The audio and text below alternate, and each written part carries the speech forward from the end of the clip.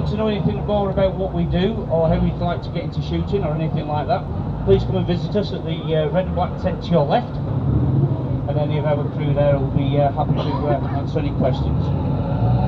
What we've got for you today, if you can hear me over the tank, if you're in a very, very simple hostage rescue situation,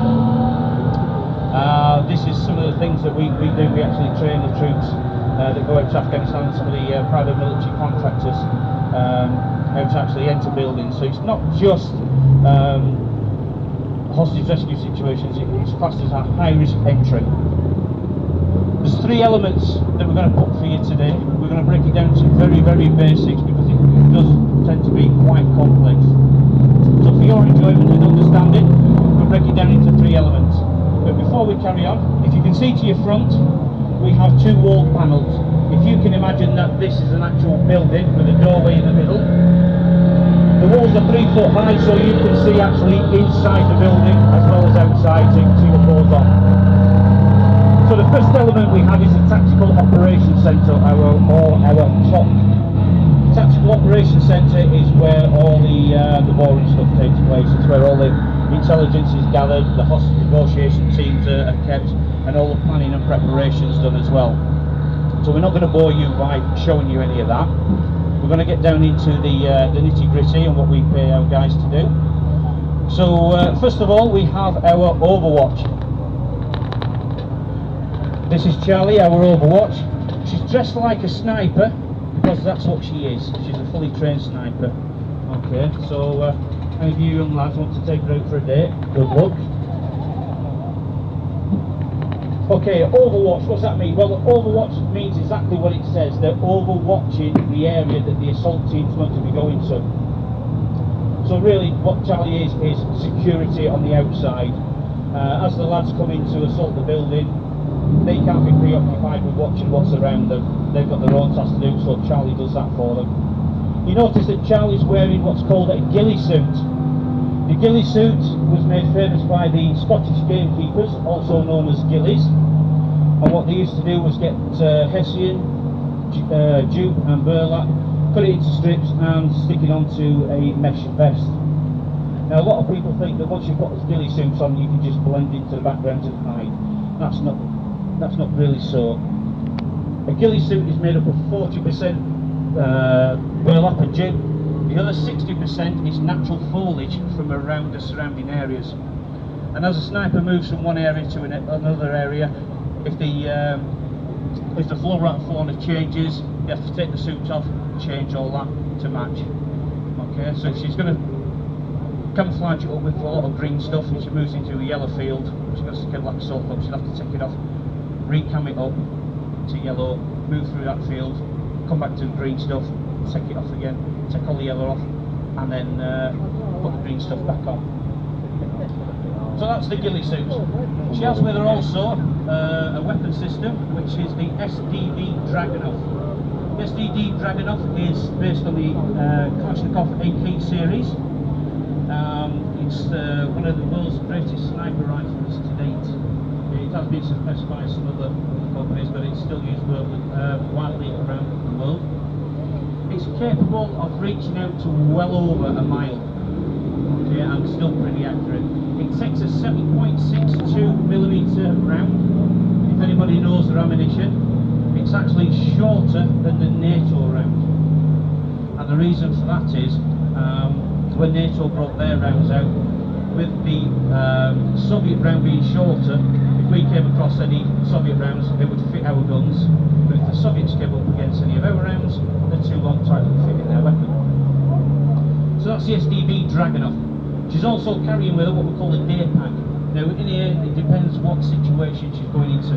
But in there today, she's got spotting scope, satellite navigation systems, plans, maps, radio communications equipment, and anything else you may need. She may even have her budgies in there. She might be there for a few hours. Okay. So Charlie's going to get into her laying up position, and while she does that, she'll be relaying all the information that she sees to the Tactical Operations Centre. It's constantly changing all the time, the situation. So Charlie's the one that will be updating everybody about what's going on actually on the ground. So that's our second element. Our third element is the actual assault group, the high-risk entry team. Now we've only got 2 operators with us today. There can be up to 36 plus operators going into a building, depending on how big the building is, depending on how many hostages we have. So we're going to keep it very simple for you today, just the 2. Paul's actually got a itchy nose if somebody wants to come and itch it. Okay, so you'll notice that they're dressed in black. This is a bit of a psychological thing from the late 70s. The SAS thought it would be a good idea to dress their chaps in black so they look like ninjas. Psychological, whether it works or not, I have no idea. I've not been on the receiving end. In the early days, the SAS, for those of you that remember the 1980 Iranian embassy siege, the guys were all dressed in black. Well, they had black tank uniforms on. That's what the tank drivers used to wear. They weren't coated in fire retardant chemicals. One of the lads abseiled down the Iranian embassy siege, down the embassy building. He got caught up in his abseiling equipment. The building was on fire and he sustained 3rd-degree burns. Okay? And like a trooper, he carried on. So a lot of lessons have been learned. These uniforms are made up of trousers and jacket, and they've been treated in a fire retardant chemical, so they won't support flame. You'll notice that the vest that they've got on, these are called molly vests. Now the molly vests are a little bit different from the old style stuff. You'll see that they're laced with a lot of different straps. These straps are there so you can take off and add different types of pouches to suit the task that you've been assigned to. So as you can see, Jack on your left has got different pouches on than Paul from the right. That's because they're doing a different job. On top you'll notice that they've got respirators. This is the GSR, the General Service Respirator. It's state of the art, brand new. There's only a few people got these at the moment. The British Army are still dishing them out. And this will protect these guys from nuclear, chemical and biological attack. So anything like nerve agents and things like that, they'll be safe up to 24 hours with these respirators on. They do actually have a drinking straw here, so they don't have to take them off. They can stick them into a bottle and they can drink fluids without taking the respirator off. They did have helmets on, but it's a bit too warm from today. Okay. So they're going to leave those off. But the weapons of choice. Now Jack's got a Glock 17. It's a 9mm semi-automatic handgun, and it's absolutely fantastic for close quarters combat. Paul has also got a Glock 17, only this time it's put into what's called a Roni kit. The Roni kit is a skeletal rifle. It opens up, you can drop your handgun in there and it makes it into a tiny little rifle. And the reason why Paul's got that is because it affords it stability and accuracy over a handgun just on its own. Okay, so these guys are going to go off and get themselves ready.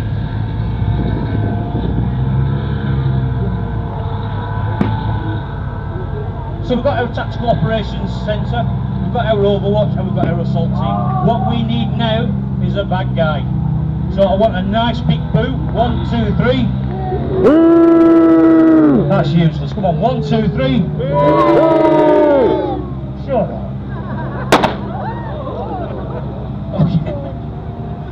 Okay, we've got a bad guy, we need a hostage. Go grab one.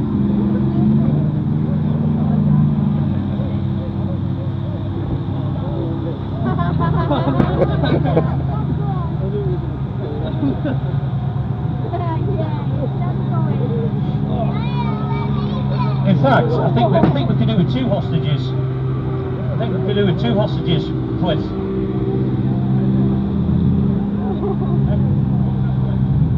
Come on, Cliff.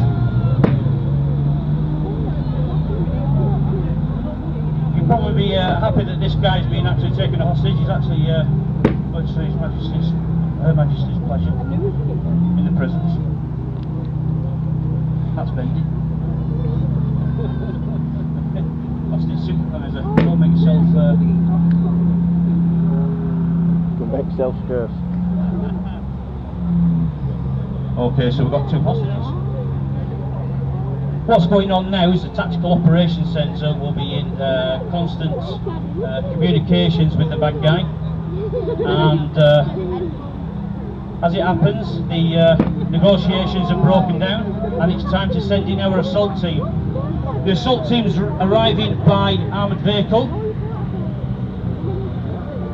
This is a Saracen being driven down by David. So what they're going to do now is they're going to drive up to the area of responsibility. They're going to debus, and you'll notice at the top of the turret, at the top of the vehicle itself, there'll be another guy on overwatch. This is Scott, and his job will be to protect the vehicle at all costs. So out come our assault team. Now you probably notice in your Hollywood films that these guys race into action. That's not the case. That is Hollywood. These guys don't want to run to their death. So what they do is they take it nice and easy, and they have their own areas of responsibility.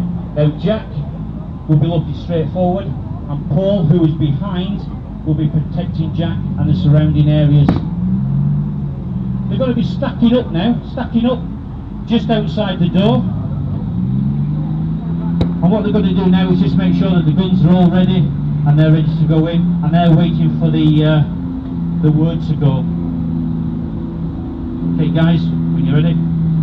Paul's taking out a distraction device that's actually on the back of Jack's vest. They'll throw the distraction device into the door. It's not a grenade, it just goes bang. It gives them just a few seconds. It gives them just a few seconds grace to get in there, disorientate the bad guy, and then hopefully put him out of his misery.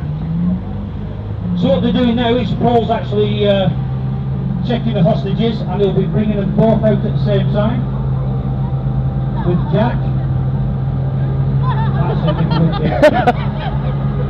Now these guys will be treated as hostile until we can definitely identify that these guys are in fact hostages. Back in 1980, the Iranian embassy siege, there was five bad guys in there. One of them tried getting out disguised as a hostage. So we treat everybody as hostile until we can identify them. They've got back into the Saracen now. That will drive away. And it looks like they haven't done the job properly. We've got a bad guy running around.